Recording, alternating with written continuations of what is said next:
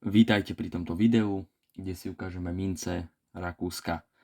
Tieto mince, ktoré si ukážeme, sa razili od roku 1946 do roku 2001. V Rakúsku sa teda razili mince hodnoty 1 grošen, 2 grošen, 5 grošen, 10 grošen, 20 grošen, 50 grošen, 1, 2, 5 a 10 šiling.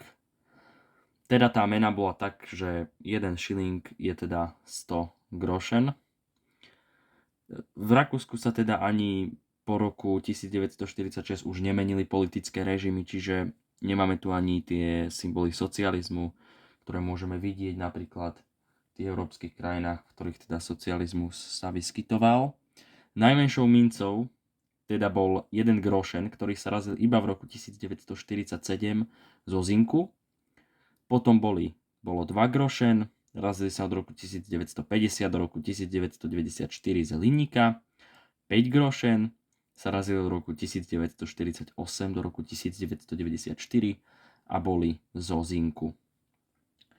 10 grošen sa od roku 1947 do roku 1949 razili zo zinku a od roku 1949 do 2001 z hliníku. Teda tu máme aj tieto. To sú teda tieto, ktoré tu teraz ukážem. Z roku 1991 sa vyrazilo 145 miliónov. V roku 1979 sa vyrazilo zhruba 104 miliónov. A v roku 1990 zhruba 182 miliónov. Razila sa aj minca hodnoty 20 grošen od roku 1950 do roku 1954. Bola z hliníka a z bronzu. A 50 grošen sa razili od roku 1946 do roku 1955 z hliníka. Od roku 1959 do roku 2001 z hliníka a z bronzu. V roku 1991 sa vyrazilo zhruba 45 miliónov. V roku 1990 zhruba 30 miliónov.